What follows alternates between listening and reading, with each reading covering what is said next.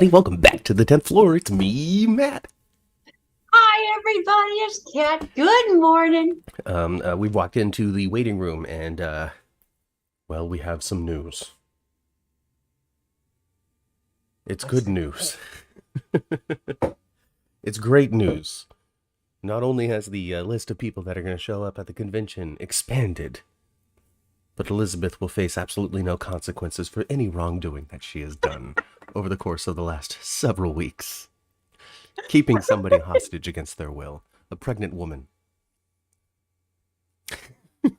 Yeah. But we found absolutely no wrongdoing. Our ethics board has reviewed the case, and we thought that since you were providing medical care outside of the hospital without our permission, you're okay. It's okay. Well, I guess Elizabeth has found herself some good luck. Finally, after all these years, after all these decades, Elizabeth has gotten out of the pond of sadness, the point of no return, the area in which everything is always a disaster. And now, finally, she's stepped into the light.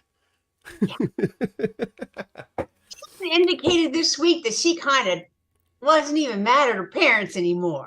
Just, it's all behind us. Everything's fine. It's hunky dory. I'm not going to Hey, prison. Dory. Cameron has a athletic scholarship for soccer of all sports.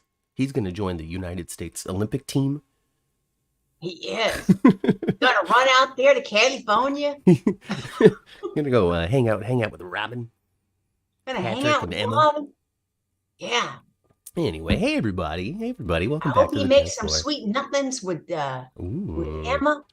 He's just gonna go out there and Brings just her be a home with stud. He's gonna go out there and just collect girlfriends, just leaving a trail of broken hearts behind him. That's the future of one Mr. Cameron Weber. He's gonna be a He's gonna cad, come back. He's gonna come back in a couple of years, a full-grown man. all muscular with short hair.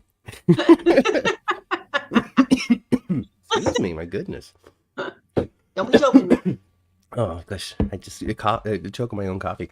Hey everybody, come on out of the waiting room, join us. Let's take the elevator and talk some more trash about Elizabeth. Go all the way up to the 10th floor. Chandra's here. Kelly, hey Kelly. Amelia, Stephanie, Mary. Melissa's here. Hey Melissa. Hey, Amelia, Melissa. Amelia. Jacarius, hey Jacarius. Let's see here. Angela, hey Angela. Hasn't Cam suffered enough? I don't know. He's still one forgiving lad, is what Cameron Weber is. He is. He's like, I care about you.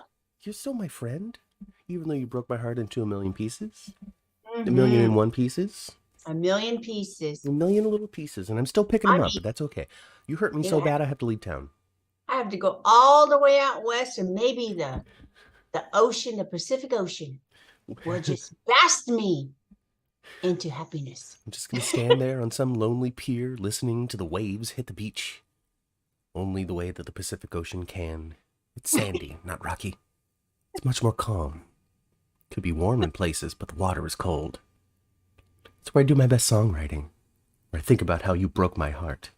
But that's all right. I'm going to turn it into an entire album, like Adele did. There you go. Nothing like inspiration. The male Taylor Swift. He's just that's why he's just gonna date perpetually, go through all of these traumatic heartbreaks, so he can just continue to write banger after banger. That's right. Just stay away from Link. Oh yeah, stay away from Link. Jacarius does not care about Liz. Angela could talk trash about Liz all day.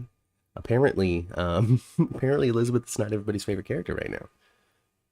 I don't know. Is that a recent development for y'all, or is that something you kind of always felt about Elizabeth?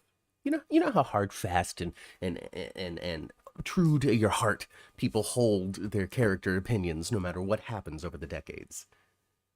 Well, Elizabeth, I've always thought about Elizabeth. There has been some stuff that she's done that's been fabulous, but I find the character of Elizabeth, and I see it getting a little bit better, but such a Pollyanna. Such a Pollyanna. Oh my gosh. She just like talk crap about you, and she'd be doing the same thing. As Amelia Elizabeth. also wants to trash Liz. She is so boring. Oh my gosh. Angela's hated her since day one. Since the moment she walked onto the show, Angela's like, I don't like that one. Mm-mm. This Well, character's not for me. I enjoyed Elizabeth when she was with Lucky. I thought her stuff with Lucky was very good. I Yeah. thought the boxcar part, when they were in the Yeah. boxcar, Classic. I loved all Even that. I remember the boxcar. Oh, I did. Yeah, But Jakarius has never been a Liz fan either. Look at that. It's I do find her to be just too hoity-toity. I just don't know. oh, I'm going to hold a woman hostage pregnant, but I'm going to also judge you for all of your choices and make you, Exactly. Franco, we just Exactly. can't get married until you confess to what you did. You need to go spend some time in jail. But then, that's become a character trait. She's confessed now. Yeah. She just made sure But that she was maneuvering and juking and jiving potential consequences before doing so. She made Franco go to jail. she did. She did. She didn't let And Scott come up with some deal. I have to say though, Elizabeth with a little niece Violet is just cute as can be. Isn't it, though? I think Violet brings out the best in everybody, though. She, I just love that little is girl. the Mara West of 6-year-olds. That's She a makes quote. everybody better. Share that, folks. Tweet that around. Say that the 10th floor said that she's the Mara West of 6-year-olds. Now, I don't know how she... And change that to how old she actually is. If she's 9, then say 9-year-olds. Like let's be accurate here. Make us accurate. More accurate than we actually are, because I'm not going to look it up. I don't think she's 9. I can't age people. I think I'm just basing off her tooth stuff. Oh, Okay? yeah. I don't know. What age do you lose them? 7? Typically, children start losing their front teeth. First grade, 6. Okay. Yeah. Well, hey, look at that. I was right. 6 hey. or 7. Hey. 6 or 7. See, Not everybody's the same though. Look at our little Scarlet. Our Scarlet is well past her 7th birthday now. When she turned 7 in January, she still has her front teeth. They're not even loose. she's just going to keep them forever is what's going to happen. And the bottom, and then she lost 2 down here, but the dentist had to pull them out because her new ones were growing behind them. Oh, geez. Her teeth don't get loose. I don't know. She's a mutant. My God. Oh my God. I don't know. So, but when the kids lose the little teeth and then the adult teeth come in though, and their face is still really small, those teeth are enormous in I comparison. know they look like little Easter bunnies, So don't they? is that cute for TV? Are we going to avoid that step until like her jaw grows a little bit more, or are we going to have big tooth Violet out there? We got Big Tooth Violet right now. Her new Okay. teeth are in, Okay. I don't know. I haven't been paying, I guess, close enough attention to Violet. but she then. hasn't been on screen that much. And they haven't for instance, in the hospital, they pretty much only shot her profile that day. From a bit of a distance too. Just a She's kid so that looked cute. a That lot little like girl's her, cute. but it wasn't That really little girl's Jophia cute. Love. She's And she's super a cute. and she's a good little actress too. She seems so natural. I wonder if they're going to keep her for a long time. Be one of those kids that just grow up to teenager on the show. If we're lucky enough to get that much GH. We'll need another 10 years. Yeah. And then by then Jocelyn's going to be in her 30s, and she'll be having like the I've had 3 kids storyline. My goodness. Eden McCoy been on the show a long time now. If you would look back at an episode, her first appearance or something, well, she's grown by leaps and bounds and miles as an actress. This picture that the headshot that has her autograph is of her when she was like 15 or something, and very different. Very different. She's very much matured into the woman she is today. Yes. Yes. Violet is 8. Apparently, Jophia Love is 8, says Kelly. Thank you, Kelly. Thank you. See, she was right in the middle of what we were saying. Hey, Victorious Josie's here. Hey, Josie. Hi. Good morning, everybody. Angela hates kids on the show, on the soaps. They're like props and should be used and seen sparingly. Well, you know what, Angela? You get your wish. They only pull them kids out of the closet only when they really want to.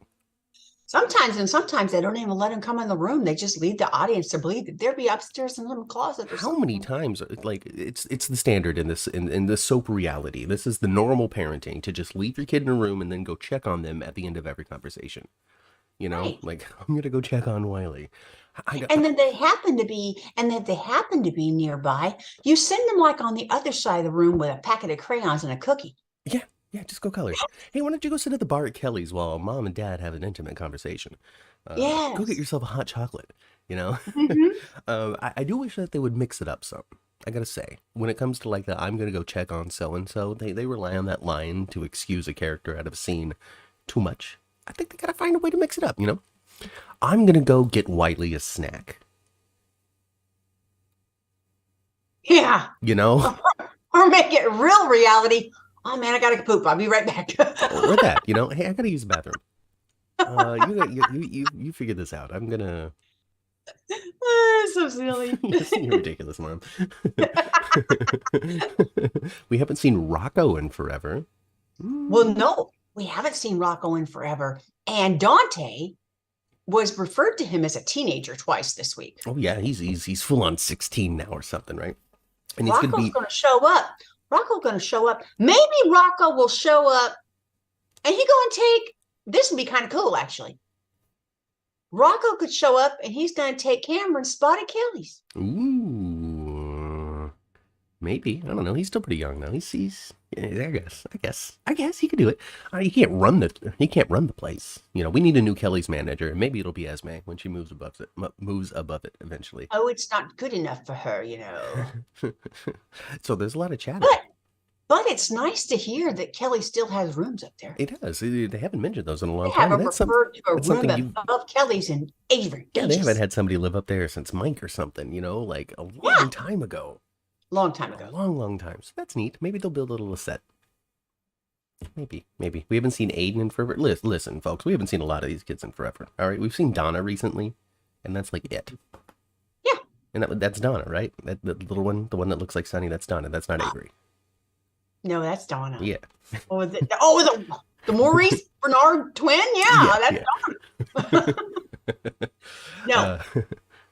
So no kids. We keep popping them out, but we're not including them in the story. Yeah, but that's all right. You know, what can you do on a soap with a child anyway? We've talked about this on the podcast. They can get kidnapped, they can get swapped, they can get sick, and that's like it. Yeah. You know, maybe you can hypnotize one every once in a while. Sure. But you can't ever have one be like, I'm a criminal mastermind and I built a bomb and I'm going to blow up the Civic Center. Like, you can't do that. You can't have Jake come back at 13 years old, ready to, you know, snipe people. You know, I don't know what I can get away with saying on YouTube. I think YouTube's sensitive about sex references, but not so much violence references. Typical America, right? Isn't that how it is? You're right, Matt.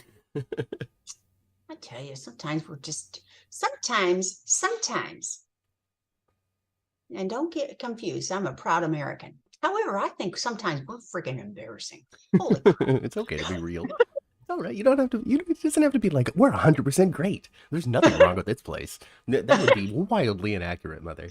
Wildly inaccurate. Sure. We've got it all figured out, and we have since 1776. No. I want to take this time to just step away from the notes that I wrote. And I want to talk about something that's near and dear and very important to my heart. And I want the fans of General Hospital and the people in the chat and those watching at home in the future on the replays to join me in the comments as we talk about how much we miss Cyrus Renaud and need him back on this show. I need him working in the Esme Spencer storyline so badly. I need the Victor to be like, so, what is it that you want to happen to Esme exactly? And then I need Angel Cyrus to be like, no, we need to redeem her soul. You know, where is this? Why is this not happening? When is it going to happen? Frank Valentini, I know you're watching. And I need you to send me a personal message on Twitter. I follow you. You can follow me back. And let me know when I can expect to see Jeff Kober back on my screen. Please bring him back. Wouldn't it be fun to have a battle of the great uncles? Victor and Martin and Kevin and Cyrus are just all in a scene together doing some work in business. Mm-hmm. Because Kevin would be a great uncle to Ace, Mm-hmm. and then we got great uncles for the rest of it. So it works. It's, you know, if we could have the battle of the grannies between Carly and Nina for so long, I think it's time. I think it's time for the battle of the great uncles. As we got I the Gray love side it. versus the Cassadines. We could resurrect Savros or something, you know? Well, I wouldn't be surprised when this whole Ice Princess not nonsense comes to fruition. I wouldn't be surprised if one of them dead Cassidines don't show up, and I'm not talking about Nicholas. Well, I mean, he's bound to show up anytime now. Yeah, but it just sounds like, it's just wackadoodle stuff. Yeah.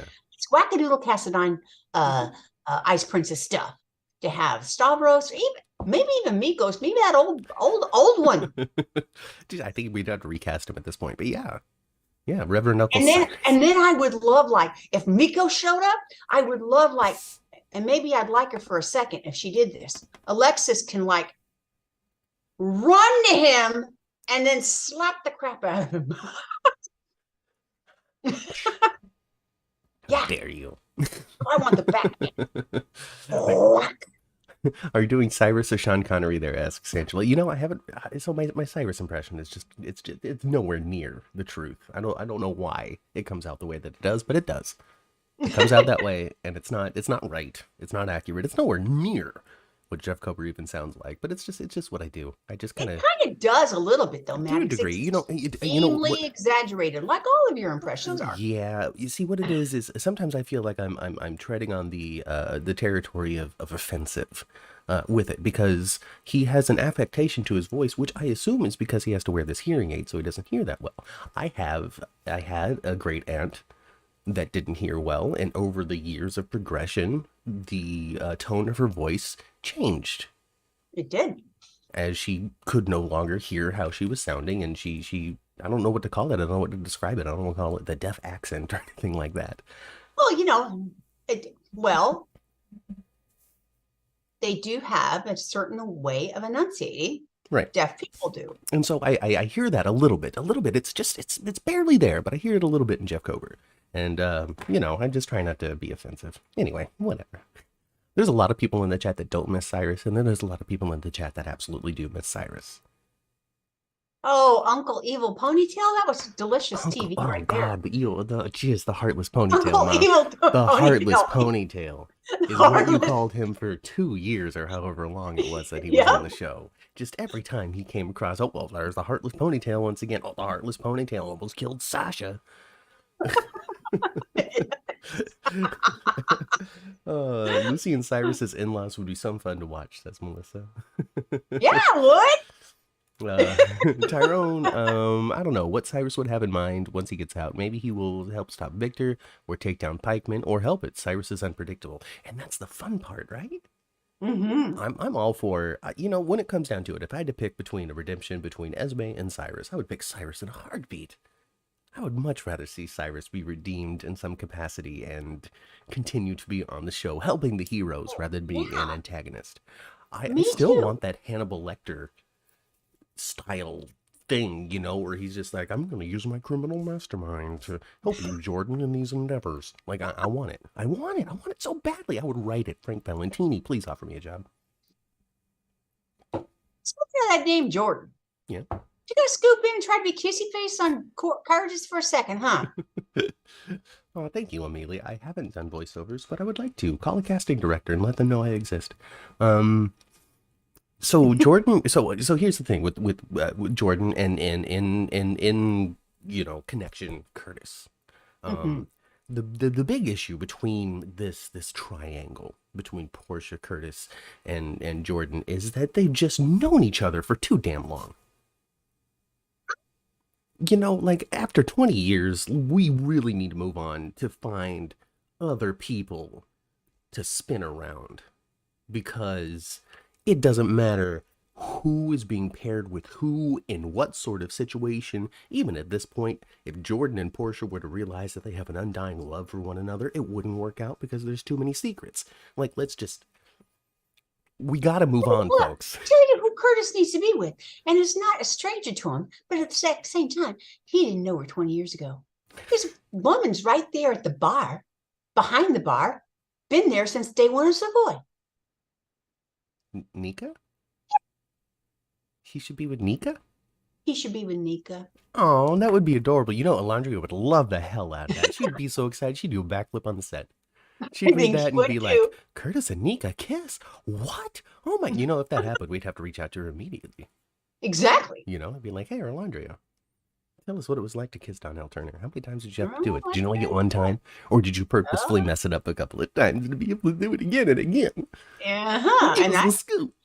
And I tell you guys, he is so handsome in person, man. He looks like Adonis. Oh my gosh. He looks like a god. He's beautiful in person. He is. He's just reflective. He's just so just radiating with divine energy is what he is. It's like him and Brooke Kerr as well.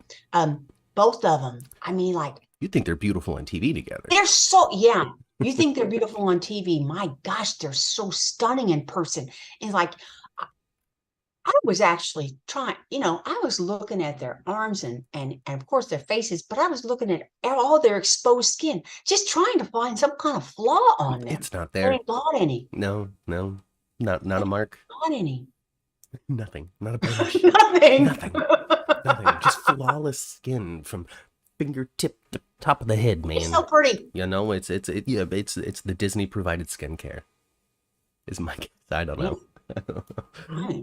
Angela thinks that Cyrus needs to get out of jail and move in with Laura and Kevin as well. We're just gonna fill that condo with as many people as lives in the Quartermain estate, and we're just gonna have them constantly tripping all over one another as Laura is just collecting these wayward family members. Well, Laura, she's a sweetheart. I love Laura. I do. Oh my gosh. Jeannie Francis, please go to the convention. Holy smoke. Oh my God, that would be so fun, so full. Oh my God, the day would just be swollen with people, but I would be there for it because we have reserved seats.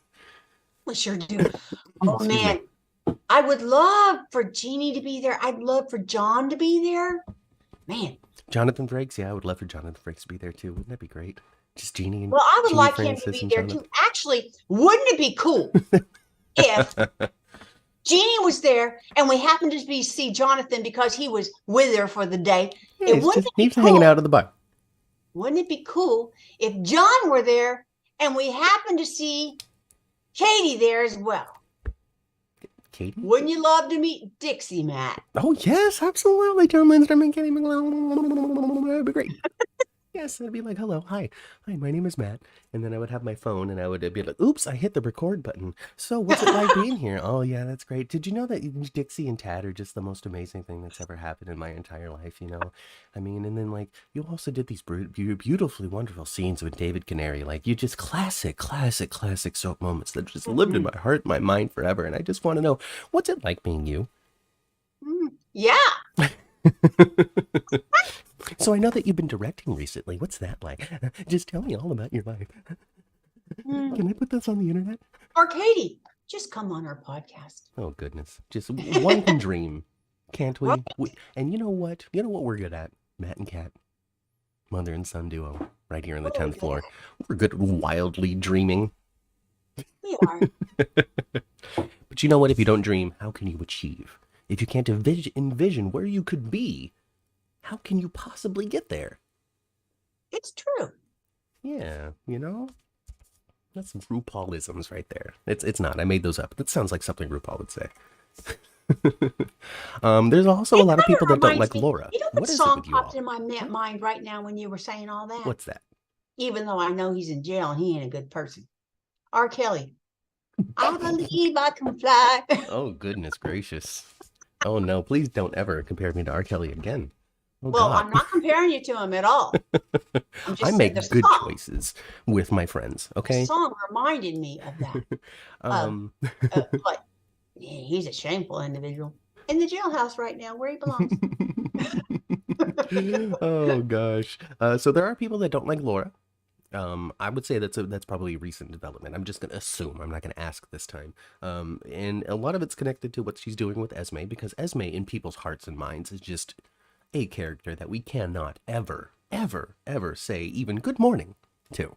Um, you know, no well wishes, no help in any way, absolutely no empathy is deserved for one Ms. Esme Prince. And if you give it to her, you are a villain. No, Laura is smart. Laura is smart. Laura is smart, along with Trina being smart. They're giving her some rope. It's what she's doing. That's exactly what she did. She said, I am leaving. Here's some money. I could leave. I know.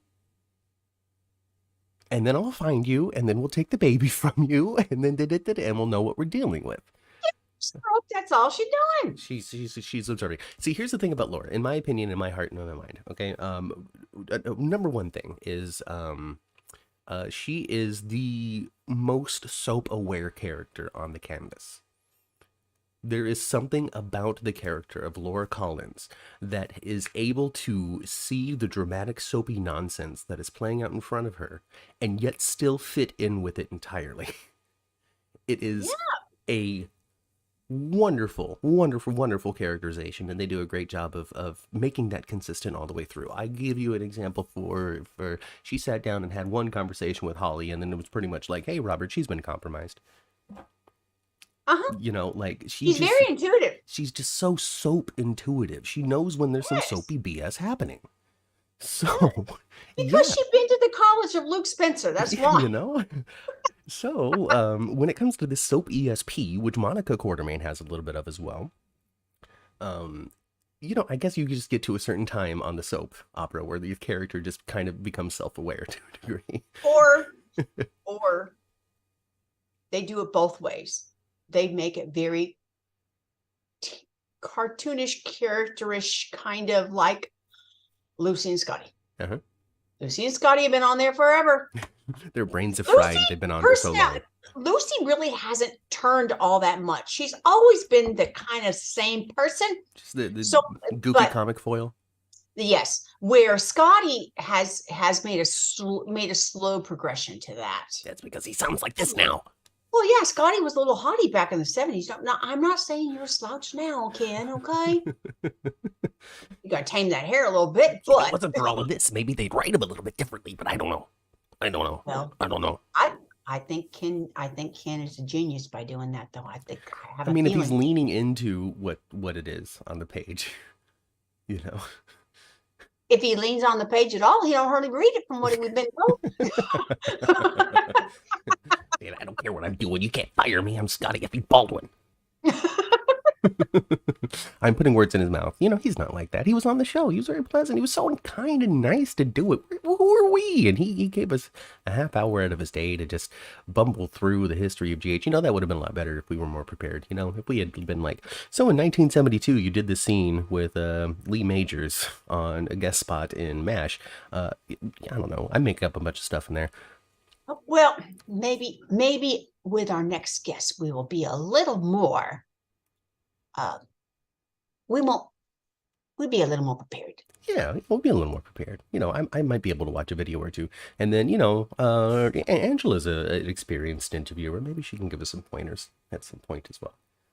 You know, I tell you, Angela, I want some pointers on how to get them on their hair in the first place. Well, she has she's got the soap opera news machine behind her. You know, how are we going to get a guest in the first place? This is what we do. We just continue to suck up to Angela, and eventually we can just put their banner on our show, and then we'll be like, hey, as a part of the Soap Opera News Network, we really want to be able to interview this person on the podcast, and then they will be compelled to say yes because our names are attached to Angela, and she's already a well-known high-powered journalist on the level of Alexis Davis when it comes to soap opera news and journalism and getting to the bottom of things.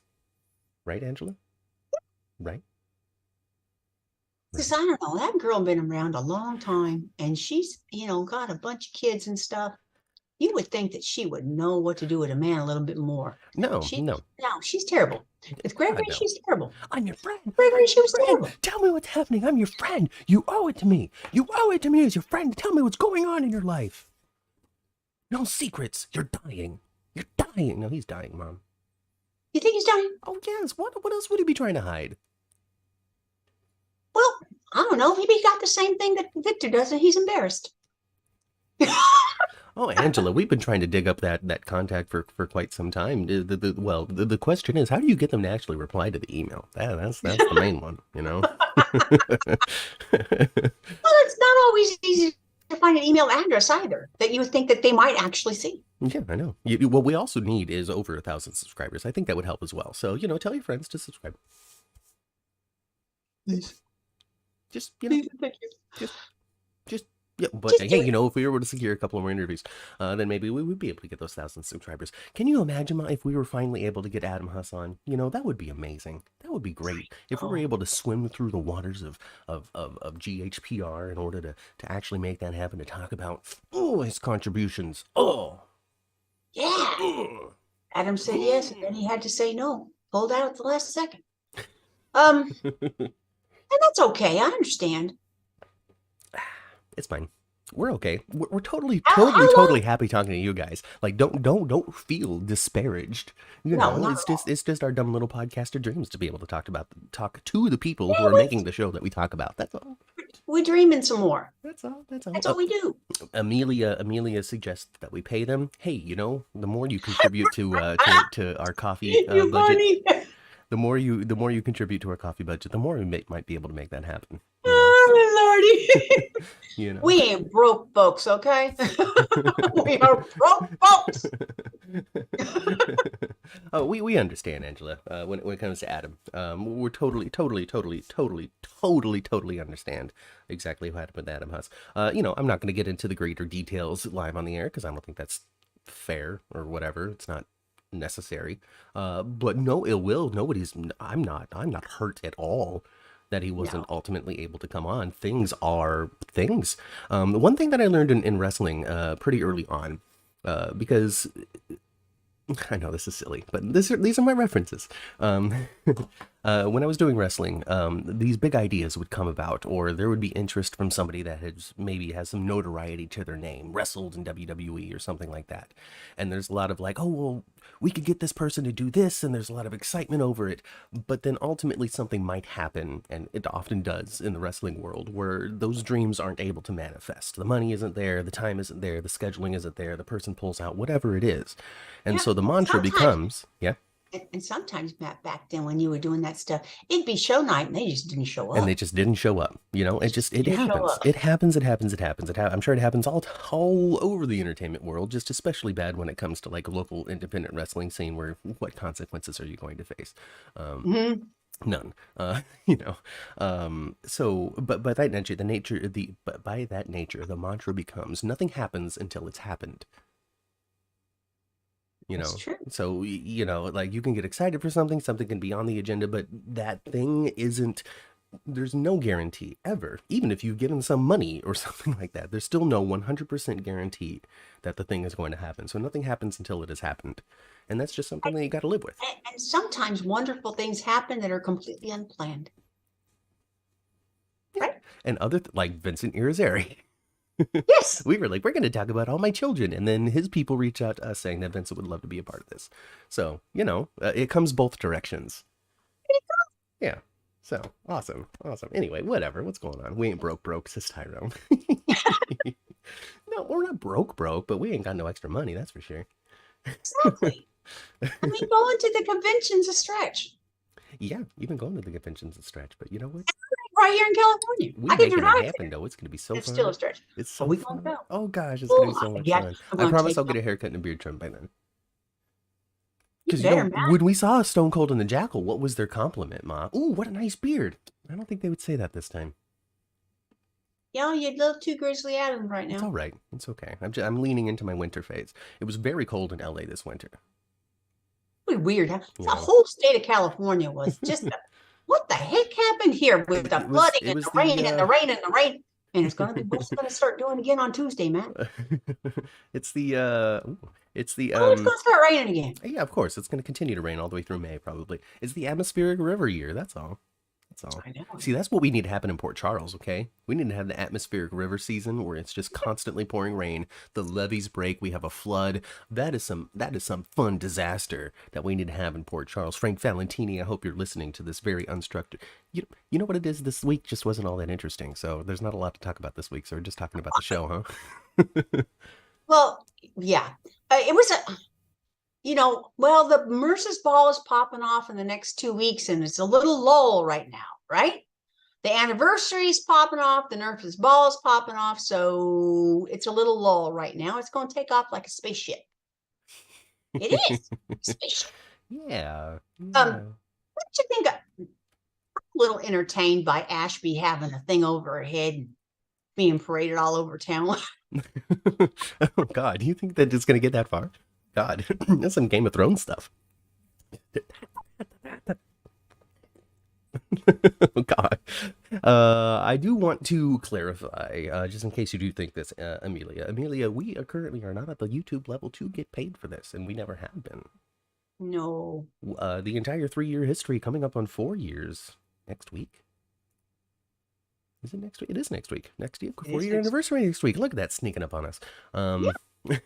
So in the 4-year history of 10th Floor, we have never received a dime other than what you guys have generously handed us on Buy Me a Coffee. So yeah, all of this comes from the bottoms of our hearts. So even though we're broadcasting live on YouTube, we're just not quite at the level to make any sort of advertising revenue. Not until we get to that 1,000 subscriber mark. So help that happen, and then we will be so greedy for your money, it'll be disgusting. And when you get to 1,000, and we're not talking about buckets of money either, guys.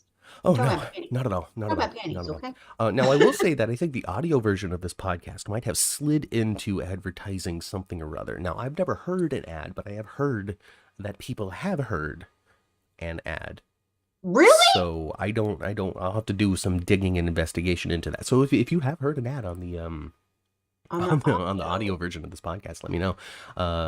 And again, I'll dig into that a little bit more, and hopefully they're not, if it is there, hopefully it's not intrusive, because like I said, I personally haven't heard it on my own playbacks. So I have not listened to us audio only in a very, very, very long time. I do watch us on YouTube occasionally. Mm-hmm. Try to. Just I don't know. Your own it's stuff. It's hard to know how good the podcast is unless I listen to it again as part of the audience. Yeah. Oh, I understand that exactly. I don't remember. Matt, shave off the beard. You don't want to see it. You don't want to see it at all. At all. Like this hangs so much below my chin. It's disgusting. It's so gross. My head is so round. The beard, it completes the look. It's not coming off. It's not coming off. I agree with Matthew. A beard really, really suits him. It does. It does. I really like the grizzly. Jogging really suits me too. I should probably do a little bit more of that too. Jogging? Jogging. Have you been jogging? No, I'm saying that I need to, so I can trim this down as well. I can have like sleek, sharp cheekbones and stuff. I can have angular features, and people be like, "Ooh, look at him. He should be on a soap opera." Hey, DC. I've gotten ads watching my own videos on YouTube, and I don't have 1,000 subscribers. Wow, Soap Sanctuary, that's interesting. Well, hopefully they, chip you 5 cents for that at least. Never shaved the beard, shouts Kelly. So, oh gosh. Let's see here. Oh, we're talking about Maxie and we're talking about Maxie and Maxie and Cody is what they're talking about.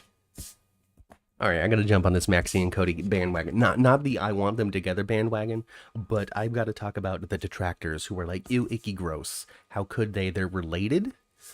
Guys, folks, Maxie is a Jones.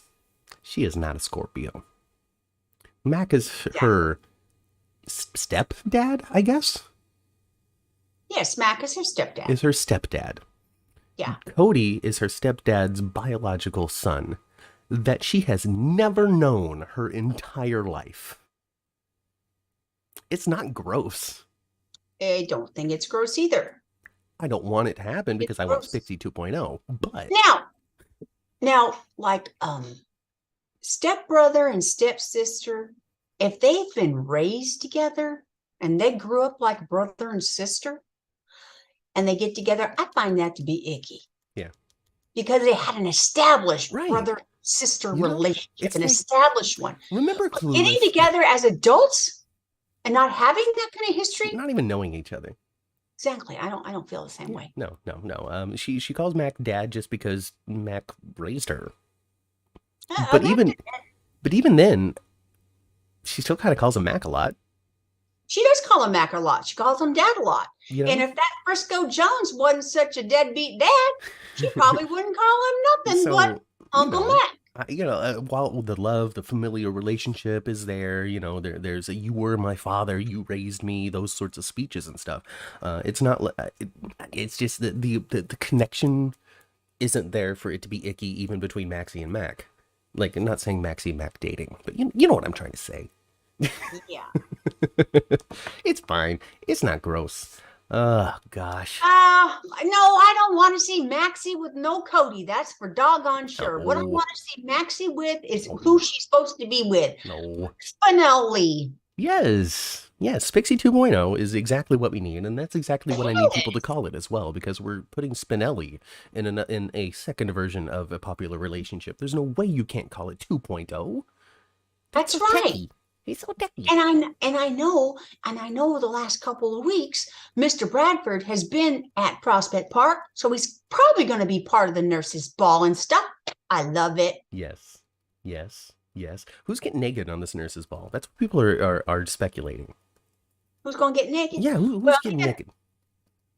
Well, Lucy will get naked because her dress will get caught on something. It'll rip it off or something.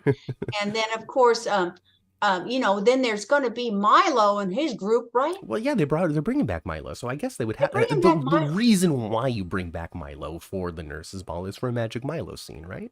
I mean, they even mentioned with tearaway pants this week. Well, there you go. We're doing it. Who's it gonna be? Is it gonna be all of them? I need it to be all of them. Let's have it all of them. All of them. Well, all of them. Even Marshall. That's what Maxie was asking Cody about. He wanted him to be on the line there. Yeah, you want to take all your clothes off? I don't think it's going to be Michael this time. I don't think Michael's going to do that. No, Michael's not going to do it. Michael's like, oh, my performing days are in the past. I'm just going to give you a ton of money and be a quartermain about it. Yeah. But I do think Chase will probably be up there.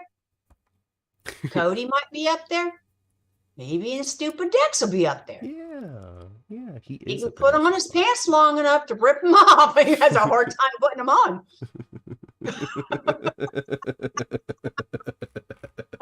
Oh gosh. Oh, Cody, that boy's pants Drew. Free. If Jocelyn's around, that boy's pants free.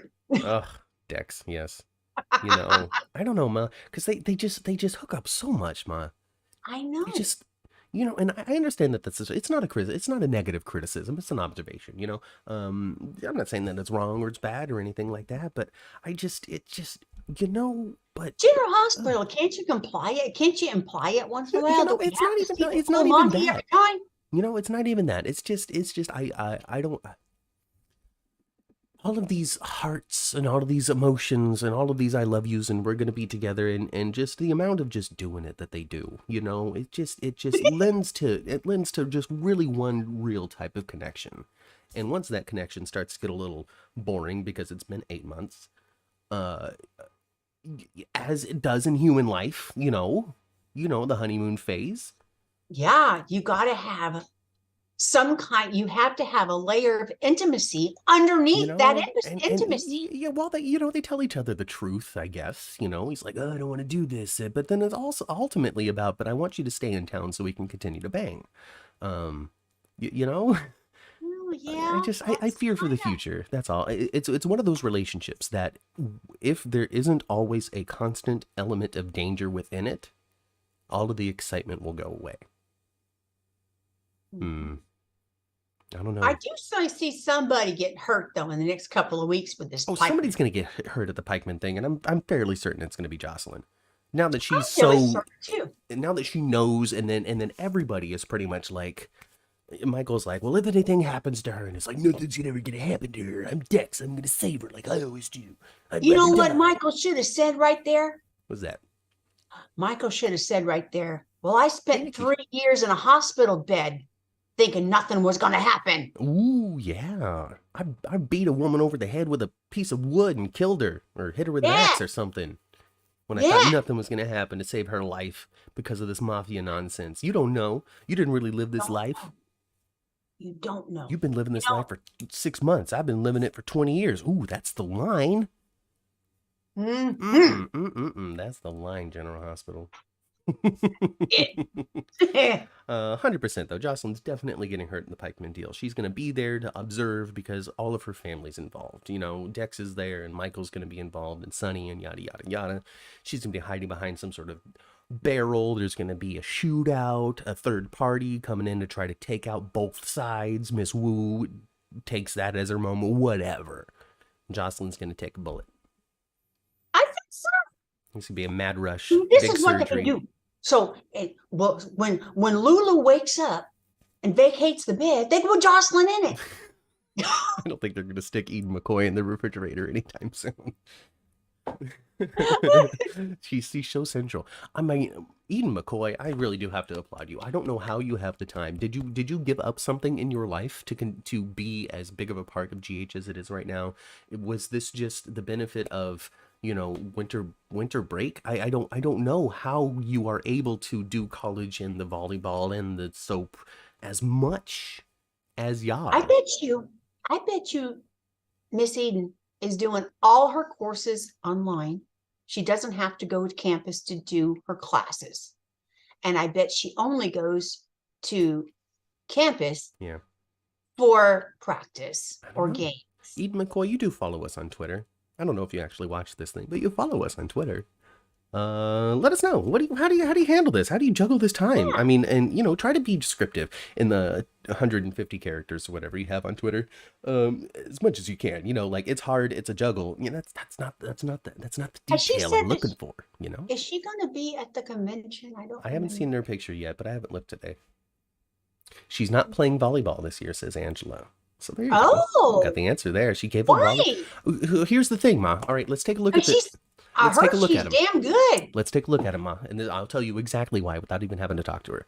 We take a look at the three kids that were kids on the show: Trina, Cameron, and Jocelyn. Mm-hmm. 2 out of 3 of those actors Mm-hmm. did not have time to follow their hobbies and go to school and continue to be on General Hospital. Sidney Michaela was the first person to go, this is too much for me, I need to focus on something else.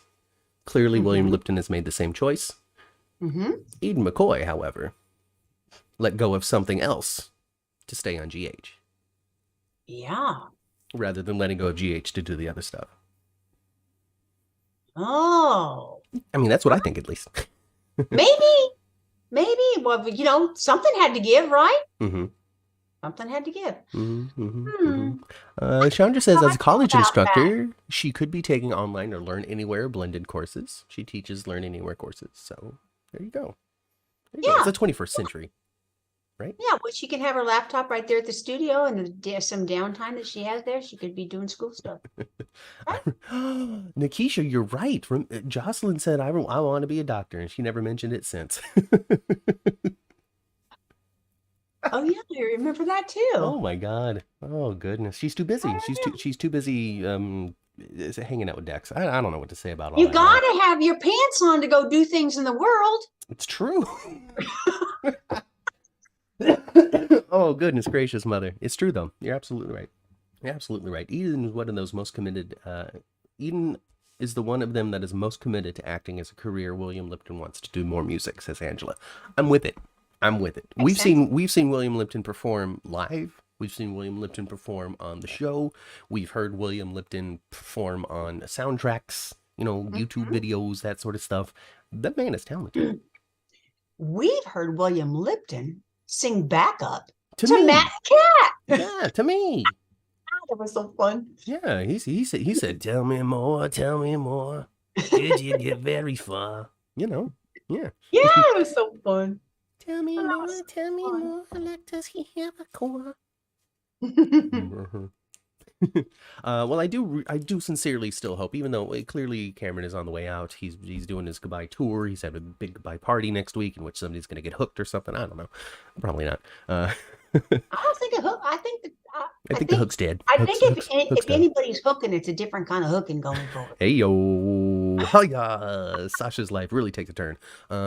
What's she gonna do when she's broke? I sincerely do hope, because we're a week away from, I mean, April 1st is next Saturday, which is the anniversary for UH, which means that the nurses' ball has to be happening very, very, very, very, very soon. No wonder Lucy's freaking out. So I hope that he's just on there just long enough to give us one goodbye performance. He's like, "Goodbye, Port Charles," and then he leaves the stage, and that's it for Cameron. I'm totally for that. I'm totally for that too. That'd be fun. So you know what was fun this week though, Matt? I thought was kind of fun. Mm-hmm. Anna just chewing Lucy's butt and yelling at her, just chewing her butt. I loved it. I loved it. The up is blown. Sorry, it's just so bright here now. The sun shifted. She was just yelling at her. I loved the up is blown. Valentine. And poor Maxie. She's going to have to do everything that wackadoodle tells her. Yeah. She has to be Lucy Proxy. It's awful. Well, so in order to keep everybody alive and Victor at bay, Maxie just has to do it the way that Lucy wants. Now, it was difficult for me to really gauge that conversation. I need to figure out this light thing because it's bothering me. It was difficult for me to gauge what was really happening between Maxie and Anna during that conversation. Was Anna saying, "Say this now and just do whatever you want"? Or was she really saying you really have to follow Lucy to keep everything moving forward? I think she was telling her you have to follow Lucy. Exactly. Yeah. Because that's the only way I can keep her scrawny butt in the safe house. Yes. And that's if you do exactly what she says. Yeah. And that's how it turns out. She's going to escape and do something dumb again, which she will. Yes. Yeah, totally. 100%. Absolutely right. That is totally it. I don't know what to do. Is this better? Do I look better like this? No, baby, you washed out. I don't know. We don't have whatever. We don't know nothing. I don't know how to do professional lighting. I've got a window right in front of me. My room isn't big enough for this. Whatever. Who cares? Who cares? Oh, Nurses Ball, April 3rd, Epiphany episode, March 29th. So, you know what, folks? Let's do a little pollarino here.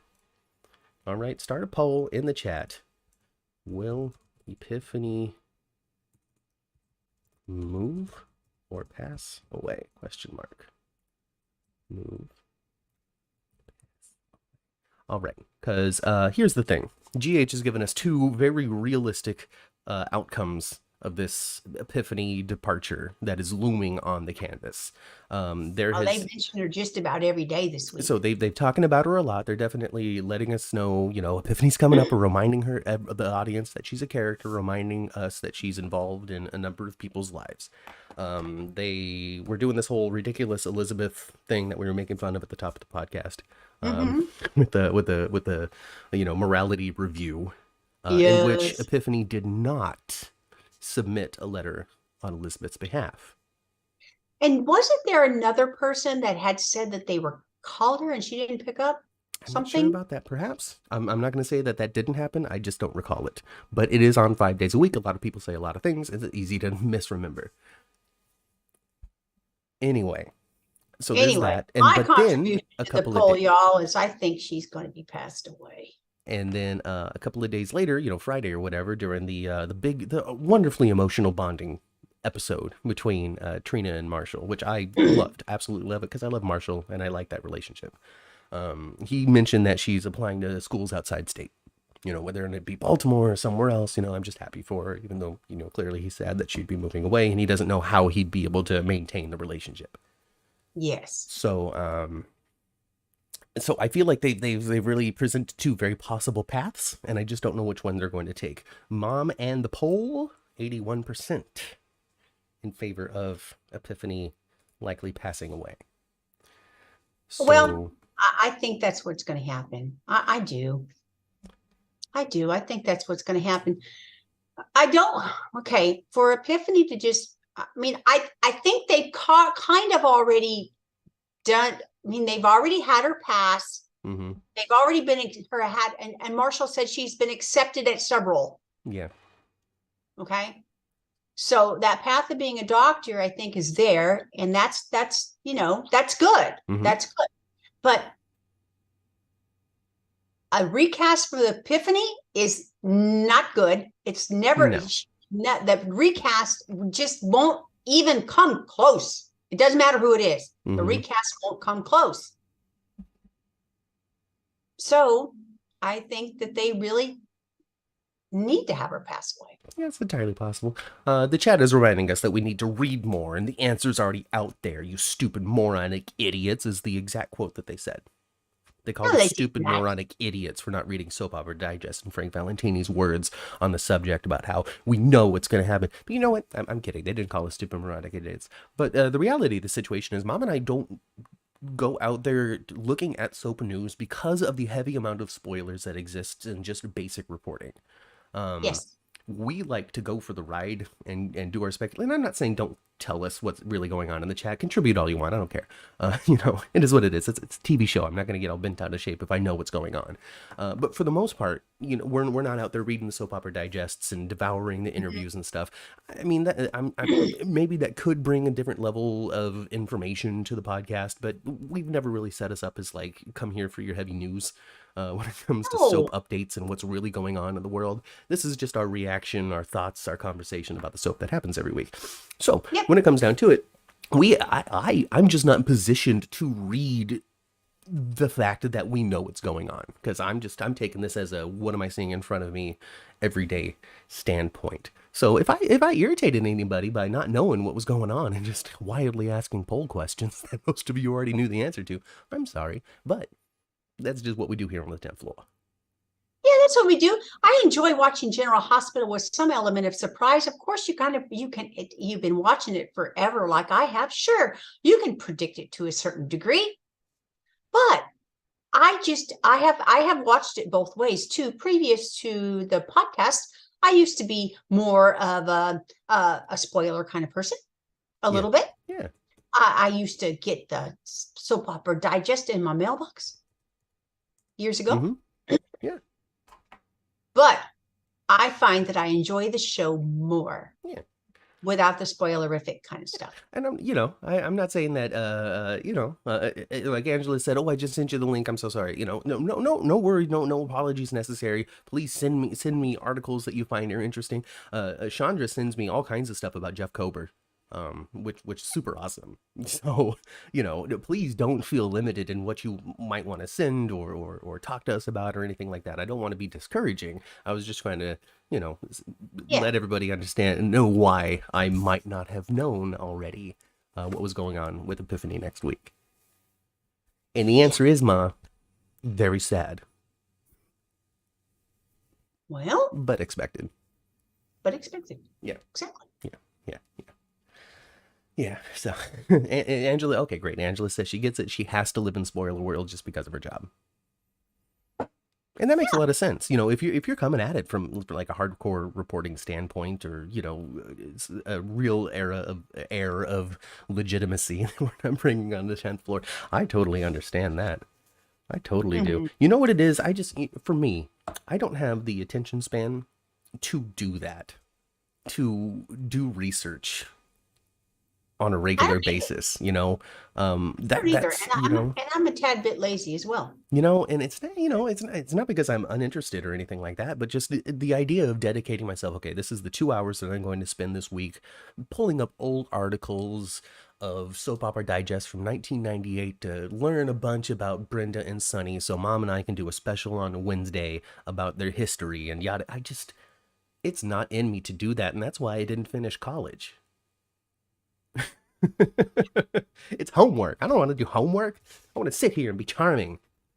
Well, and Matt, you have more than a full-time job as well. Yeah, I got a super full-time job. Kelly, I don't feel disrespected, but I didn't know what was going on, so don't answer the poll next time.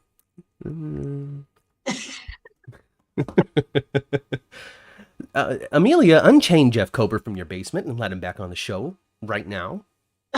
How dare you, Amelia? My goodness. My goodness gracious. I don't know what else is there to talk about. Not Brooklyn and Chase, because who cares? Uh, Brooklyn, right? Yeah. She was saying to poor old Willow there, poor little sick Willow. She was telling her, how much she still liked him, and she just can't, she would just love to da da da da da and all that stuff. And then Willow encourages Chase to go after her, and I know that you look at her like you used to look at me, and da da da da and all that stuff. Yeah. And then he goes to her, and she starts talking him out of it. They're so dumb. I'm done with it. Brooklyn was starting to talk him out of it, telling him why it was a bad idea to be with her, Yeah. and all this nonsense. And she just said a few minutes earlier, she can hardly even stop herself from wrapping her arms around him every time she sees him. Right? And then she starts trying to talk him out of it, telling him why it's a bad idea. Yeah. What's wrong with you, girl? You don't know what you want? Instead of, oh, Chase, if you only knew that I was lying to you, and I could have just told you the truth, and this conversation would have been different. But I'm the maker of my own bad situation. I sold out. Don't be crying with Sasha. Takes him because I kind of like it. I kind of like it. I like Sasha and Chase. Here's the thing. Here's the thing, Mom. I'm sorry to interrupt you, but I got to talk about this immediately. Brooklyn's a Quartermain. Just violate the NDA. What's the... Well, I'm going to lose my songs again. Oh, big whoop. Write some more freaking songs. Hand him the chunk of cash as he goes off to prison. Why is this a problem? Gosh darn it. I don't know why it's a problem. I don't get it. I don't know why it's a problem. I don't get it either. But you know what? They sure are pretty. Yeah, they are. I think that's what they're banking on. They're just like, ooh, look at these two people on screen together. You want to see them, right?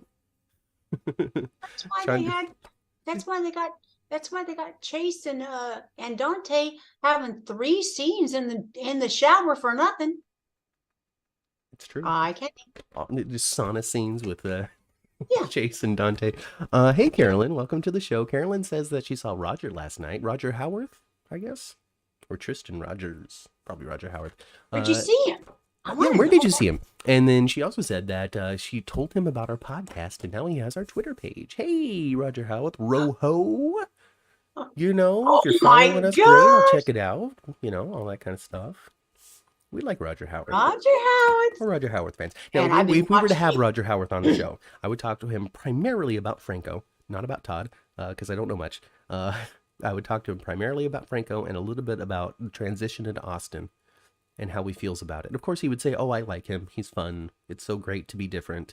I get to play scenes with different people sometimes, but now I get to do this romantic angle with Mara West, and that's something I haven't experienced. But that's what he'll say. But, you know, I still want to talk to him about it. I sure do, too. And I want to remind him of, remember when Luna gave you a scar on your cheek? You were Todd. What was it like? And then Luna showed up. And then the actress that played Luna, I don't know her name. She showed up on the show a few months ago, remember? For like one day. I don't know who plays Luna. I don't either. I don't know her name, but she was on General Hospital. She played like some person that was part of some other business. She was only there for a day or two. Anyway.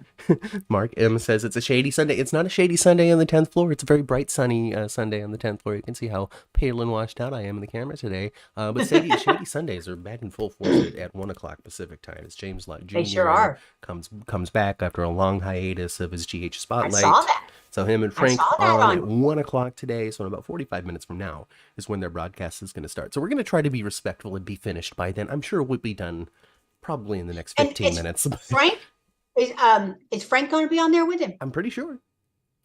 Because so James has been busy dealing with personal life issues and stuff, you know, health issues with his family and whatnot. I'm not sure how deep he's gotten on his own show, so I'm not going to share any details. But he's been distracted and busy, and so he hasn't been able to dedicate as much time to his YouTube presence as he has. But, you know, we're all here for him, all still supporting in the community. But I did see that Frank Moran, his co-host, still did the Mandalorian after show on the JLJ Media channel, even though James wasn't on that particular episode. So Oh, some things are still moving on, even if he's not available for it. But the Spotlight back on 1 o'clock today. yep. Today I So saw that. that's where you're going to get your Shady Sunday. I guarantee it. They're going to have I so much guarantee trash to talk because they haven't been able to talk any trash in weeks. Yes, they call us the nice podcast. They do. Well, we That's are what the James nice calls us. podcast. We are the nice podcast. And when people are spicy with us in the chat, I just stick my tongue out on them because I know Kelly can take it. Kelly and I were good friends. You know. What's Jacarius saying? Oh, Jacarius has been busy painting. I saw Jacarius. He painted a Carson Boatman painting and sent it to him. And then Jacarius had a chance to talk to Carson Boatman on a Zoom, ask him a question. And it was when's his band gonna come in the area? And it looks like Linda Road is gonna she's trying to get the day players down in the south, so that's awesome. So if you live in that area, keep your eyes out for tickets for that. But Carson put up his painting in his dressing room, so it's That's in there awesome. hanging to be seen every day that Boatman is on set. Yes, congratulations. I'm sure you're very pleased about that. I would be. I mean, Carson Boatman. I mean, if Boatman were to show up at Jacarius's house, Jacarius would probably pass out. So, you know. I pass out. Oh goodness. So did anybody answer? I forget who the person was now. Where did you see Roger? Oh, let me see. Let me scroll up some. Oh, I'm sorry. Reading is not interesting. Carolyn saw Uncle Vinny's is where she saw him. I guess that's a comedy club somewhere. I don't know exactly what city. Oh, Roger's a down-to-earth guy, she continues. His son Julian had a baby, so he was going to see his new granddaughter while he was there. Oh, that's so cute. Oh, man. Oh, Roger's a grandpa. Grandpa Congratulations, Roger. Being a grandparent is so awesome. Papa because Raj. you spoil him to death, and then you just send him back home. And I don't know. I find that my grandchildren, since I'm not their mama, they listen to me a little better than their own parents. But I'm also the kind of grandma that I don't give you a whole lot of whining time. No. I tell you to cut the crap pretty quick. Cut your crap, you're going home. You don't have to be here. This is supposed to be fun. Are you having fun? Because I'm not having fun. This is supposed to be fun for me too. And you're not making this fun for me. My mom will tell a 4-year-old, just like they're an adult, cut the crap. You know what? That's how you do it. All right. I do. Kids are more on it than you think. All right. That's why I get so frustrated. I think it's at General Hospital when it comes to how they treat these kids sometimes, because they can handle a little more direct communication than I think most people give them. Exactly. You know, they're not fragile little eggs. I mean, they are to a degree, but you know. Yeah. What's great, what's awesome about a child, a little child, is a teenager or 12 plus. They're going to hold a grudge. They're going to be like, 2 weeks ago, you looked at me and I didn't like how I felt about the position of your eyebrow, and I'm still mad at you over that. A 12 plus will do that. Mm-hmm. Maybe even a 10 plus. But under that, those kids are over it in 5 seconds. You know, they're a little mad at you, and then you're like, oh, hey, let's grab some crayons. Here's a new toy. And they're like, all right. You know? Yeah. Yes. Agree with me more readily, Mother. It's true. There we go. Thank you And so the much. little ones and they put on the pouty face and stuff. Gonna pout for a while? Okay. All right. See you later when you're done pouting.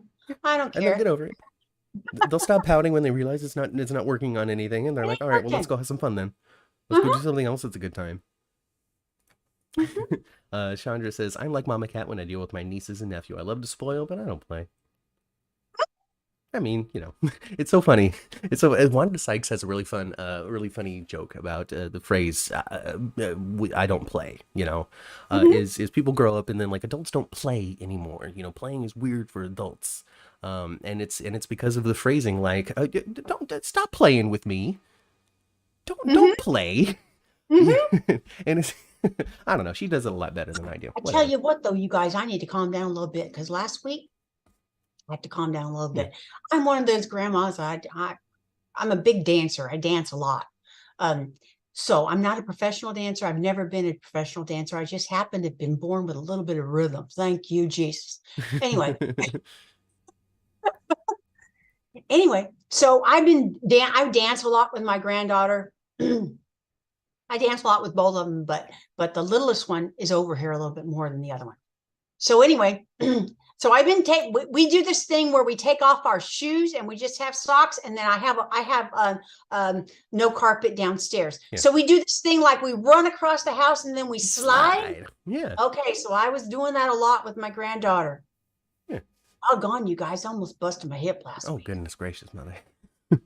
I fell, and really, I was like a little bit worried. I mean, I was fine. I got big old butt ache, my butt hurt for days. I'm glad you're okay. But I had to tell her when she came over again, I said, Ellie, baby, I got to put that slide in. I said, Grandma actually could, my bones are way older than yours. I could actually really hurt myself. So I cannot be doing all this sliding stuff anymore. I said, but I can still dance. Yeah. But sliding stuff, man, you guys, shoot, man, I can really, I can't, I'm not 25. I got to remind myself. It takes me back to you falling on the ice rink, and just being hurt for a year after that. Gosh, really, I almost busted my butt last week. I almost busted my butt. Amelia, we're going to the convention, so we'll see you there.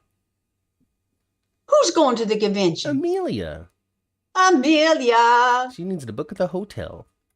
I do too. I haven't done it yet. Yeah, Uncle Vinny's is in New I Jersey. need to book at the hotel too. Okay, thank you very much, Carolyn. New Jersey is where Uncle Vinny's is, and that's where she saw Roger Howard.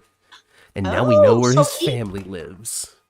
And that also tells me the General Hospital was on break. Oh, definitely. Or he just wasn't filming. It's not like he's on every episode. That's true. Let's see. Angela got her ticket for Eden and Dubs in Boston. Here's the thing.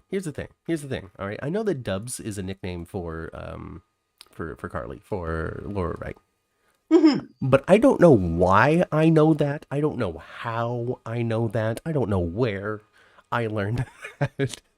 Well, that's her Twitter handle, right? Is it? Yeah. I don't know. Whatever. That's part of her Dubs or something. Yeah. I don't know. Maybe that's how I know it. Yeah. I don't know. It's just interesting because I've seen Dubs come across. I think you're really going to enjoy it. Because you saw Drew and Carly, right? I saw Drew and Carly. Yeah, but I saw Laura and Joss at the convention last year. Thank you all. And the relationship they have, the two of them have, it really, really shines through. They have a very genuine friendship. And Laura is quite a mentor to. Oh, didn't you find that to be true, Matt? Yeah, for sure. Eden McCoy, like Angela had said earlier in the chat, she's very dedicated to her craft and acting and bringing in these moments on General Hospital and making the most of just the time that you get to be on TV. Like, what a dream. And part of that too was when she first got the job as a little kid, she made a Jocelyn Bible to a degree and just found out all she could about the history of the Corinthoses and the Jaxes and Carly and all of that, to just be armed with information for this portrayal of this character. So, well, they couldn't pick anybody better. And I'm not just talking about because of the way she looks, because she does look like a convincing offspring of Jackson and Carly. She does. Just like the little one that plays Donna. Yeah. My gosh, she looks so much like Maurice Bernard. Anyway. Yeah. John Lindstrom is doing his first Zoom later today, says Kelly, and that'll be interesting. I bet that's going to be a very cerebral chat. He doesn't. I don't know. Maybe he's just a goofball and I don't realize it. But he just is. I don't know what it is. Maybe it's just the portrayal of Kevin and Ryan over the last, several weeks, or the portrayal of Kevin in the aftermath of Ryan's death that just makes me think that he's just an actor's actor. I really, really underappreciated and underrespected John Lindstrom, mostly because I haven't seen him do anything. I didn't see Port Charles, and I didn't see the 80s. When he was at the peak of all of his stories and such. And so really I saw boring old Kevin constantly sitting there just psychoanalyzing people in some sort of dry setting, and really interesting and dynamic Ryan, where I'm like, why does Kevin even exist? Ryan's where it's at.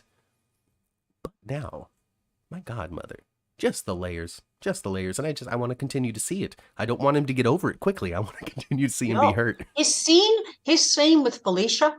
Yeah. Oh my gosh. 2 weeks ago, that was so good. Over Ryan's body? Because that was amazing. Over Ryan's body. Yeah. Talking about Ryan's body and where stuff. She's like, I'm sorry. And he's like, no. And she's like, but it's your... Oh, goodness gracious. Oh, the heartbreak on John's face was so believable. Melissa says that with proper material, John Lindstrom is a master craftsman of acting. They really underutilize him. Well, there you go. Let's do it. If we need the big, heavy emotional beat, let's give it to John Lindstrom going forward. So I'm with it. Kelly says that she didn't watch him on Port Charles or in the 80s either. So, hey, we're all learning this and appreciating this together. So, yeah, I don't know. Now, I would be more interested now in watching a John Lindstrom Zoom than I was a year ago. Yeah. And that's no offense. That's just what I've been given. So, I like Ryan better than Kevin. Hope he doesn't leave. He was great on As the World Turns, says Amelia. I don't know. I've been a pretty much all my children GH guy my whole life. Yeah, we were ABC family. Yeah, for sure. I need Jerry Jacks to have a long-lost child, says Melissa.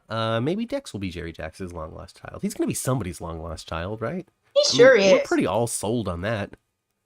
Yeah, and I don't think Dex is going anywhere any more time soon. Oh, God, no. No, he's going to have to stick around because Jocelyn's going to need some sort of emergency surgery. Be like, oh, man, what's her blood type? Only Britt Westbourne had her crazy rare blood type. There's no way we're going to save her. And he's like, I'm O negative. Give her every drop of me. What do you mean? Why do you care so much? Because I love her, Sonny. I love her. Yeah, she needs bodily fluids. She got enough of the other kind already. Oh, gross, mother. That's so nasty. You sound like me a couple of weeks ago. I said there's no way she can avoid pregnancy. No in the MC restaurant. No in the Metrocourt restaurant. I don't know. Ew, Dex would be Jocelyn's cousin then. Why not? People, that happens in real life where you're like, oh man, we got married. Let's run our genetics. What? We have a shared ancestor. Oh God, it's Aunt Susan. Oh, gross. Oh no. What are we doing? We need to get a Dolman immediately. What do we tell the kids? House of the Kangaroo. If he was Jerry's, he'd be blood related to Joss. Yes, Angela. I know. It's not really John. It's not really Jerry Jackson's kid. Mama Cat for the win, says Chandra. Look at you, Mama. You're just winning. Doesn't it feel good to be a winner? Yeah. It feels really good. I consider consider myself a winner. Hey. A lowercase winner, but a winner that's the same. Holy smokes, Jeannie, Mama. Oh my God. Put yourself back in the early 90s. And go on this ride with me and Jenny. Jeannie, excuse me. I have watched all the soaps at one point with 3 VCRs taping 9 soaps.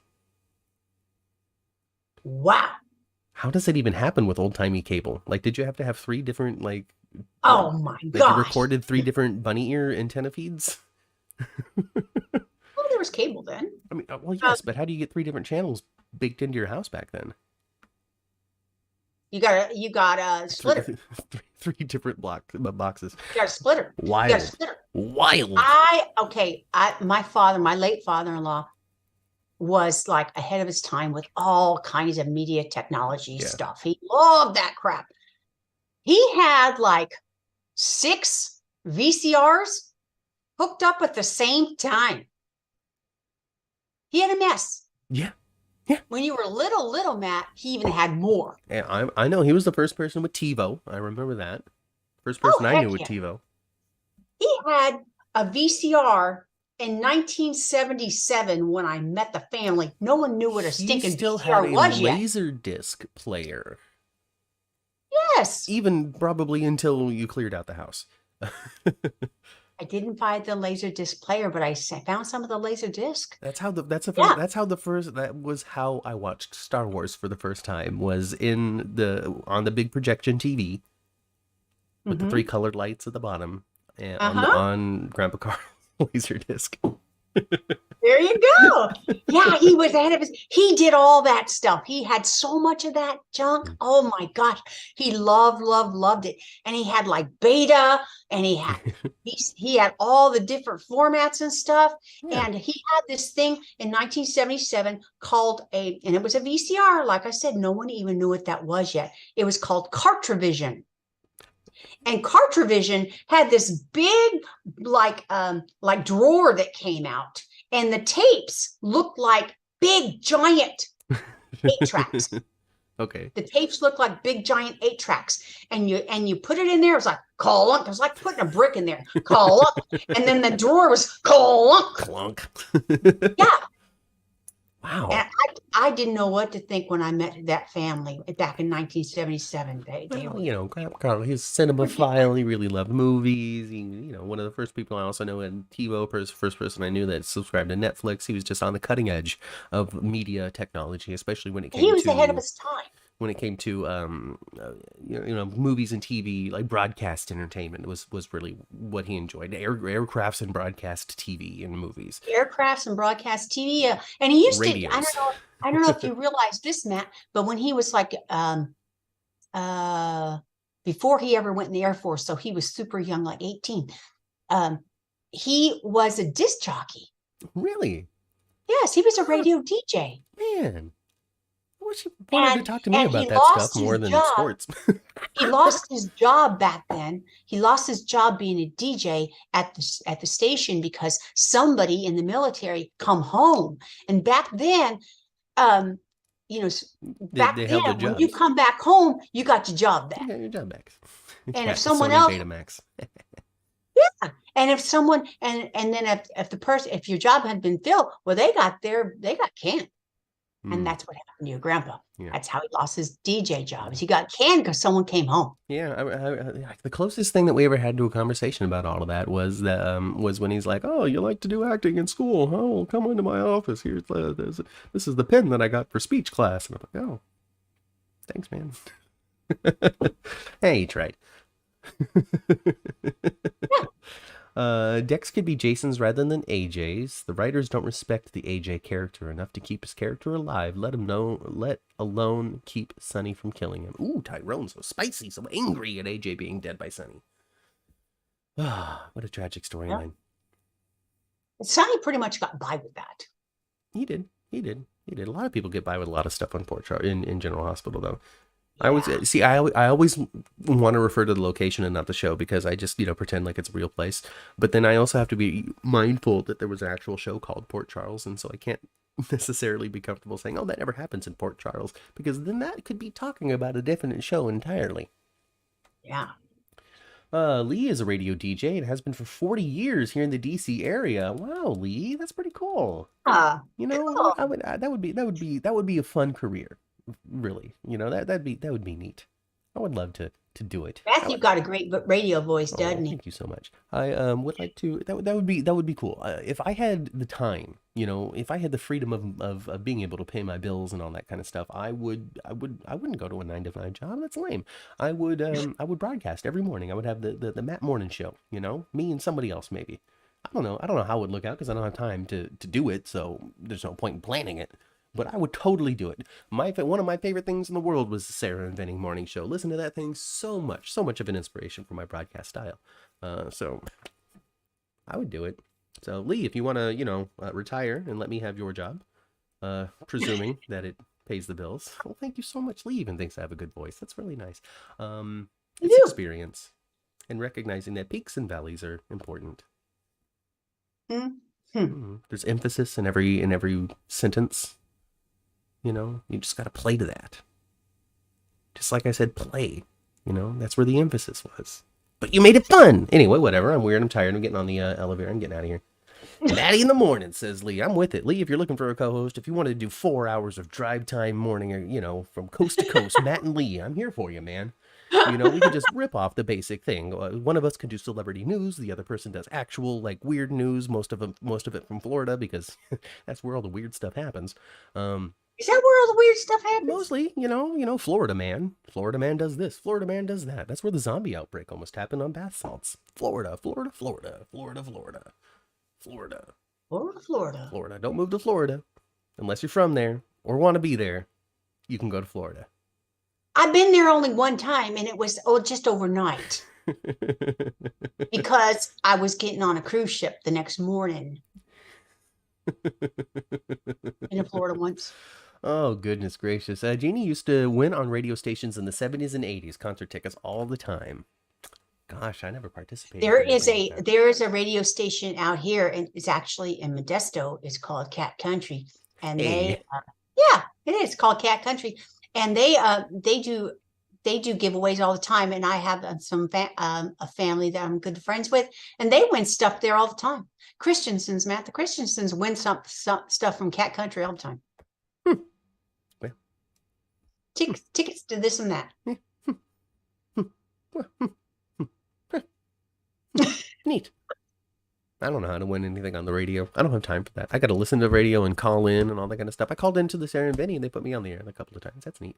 Anyway, that was back when people called in radio shows. They don't do that anymore. They just text. Right. Matt, you have your own show right now. You never know where this podcast will take you. Well, straight to the top is where it's going to take me. Eventually I'm going to get Frank Valentini himself to sit down finally with one of us to talk about General Hospital. Yes, someday we will. And you know what's so fabulous to me, you guys? And if you're a mama, you understand. I get to talk to this guy right here for a couple hours a week. And it's fabulous because he's my baby. I love it. I love sitting here and talking to you about dumb General Hospital. Tristan Rogers? You like talking to Tristan? I'm Australian. I like talking to you too, lady. I mean, Matt and I have we have experience doing something that not very many moms and sons do. But that's all right. You've been always a participator, participatory in your children's lives is what you did. I remember one time. No, I'm not going to tell that story. It's fine. We're getting out here. I'm getting on the elevator. I'm going to go back down to the first floor. I'm going to get into our cars, parking garage, all that kind of stuff. Victor Cassadine is still distracted by his limp noodle to threaten anybody right now. Plus, I'm looking at some diamonds. The detail of the open mouth I thought was just ridiculous. It was on purpose. It was on purpose. Just Charles Shaughnessy just leaning into clownery, just... Yes. Anyway. All of it. I love all of it. Anyway. You know what would be better? I'm missing myself a Kentucky lawyer. Oh, no. Well, here's the clickety-clack of those taps on the bottom of his shoes that were once threatening, but now are not. As Martin Gray strolls back into town after feeding his mother hummingbird cake piece after piece. The doctors are warning him about his sugars, but you know what?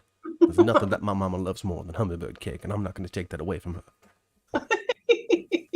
But we're going to get in our cars. We're going to turn our radios to previous episodes of The 10th Floor, which you can find all over YouTube and also your favorite podcasting apps. And if you can't find it on your favorite podcasting app, reach out to me on Twitter at 10th Floor GH, and I'll point you in the right direction, get it added onto it, whatever it may be.